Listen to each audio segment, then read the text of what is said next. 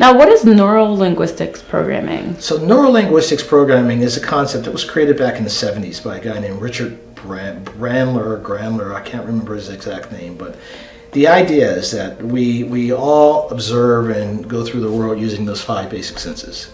And the fact that the five basic senses are the perceptual aspects. It's how we take in the information, how we collect the raw materials or the raw ingredients of an idea.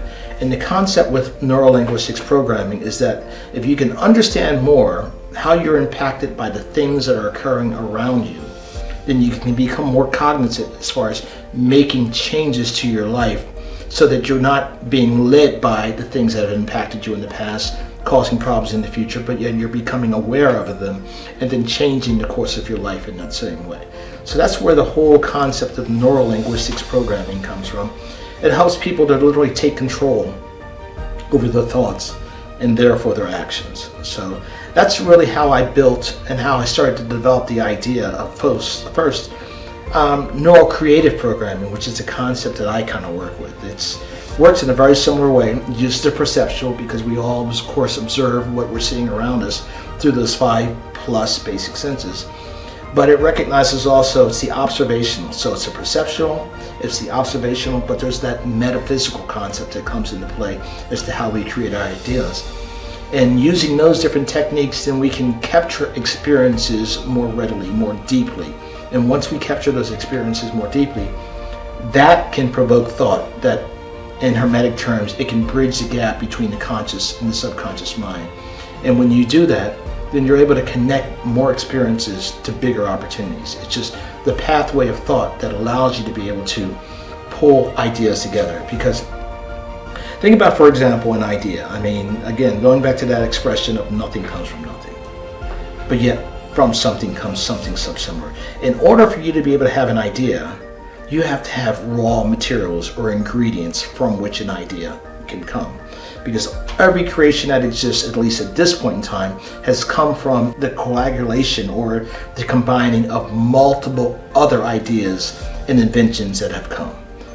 You don't have really many times in life where you've got something completely new that's being created. For example, the whole process of alchemy and the first iron or the first bronze that was created back in the day, when you had these Neolithic people possibly coming around a fire and chanting and having spiritual moments and possibly using different types of drugs or enhancements to take them in different places.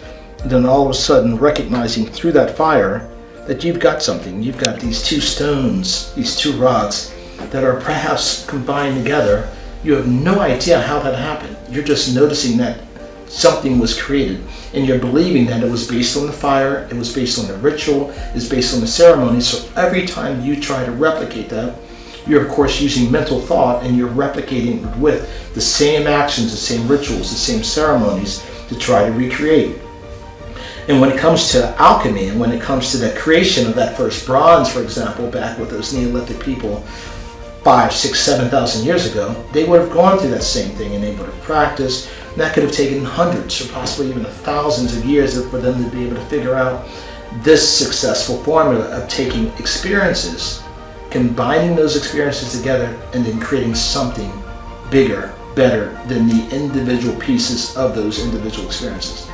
They call that a process of mental alchemy, and it really wasn't about as much the chanting or the ritualistic activities, but it was about a focused attention to create something new, to create something that had never existed before. And so that is in fact what Carl Jung at least would have referred to as the whole process of mental alchemy, that extension of one's mental energy towards an end result, and therefore creating that end result.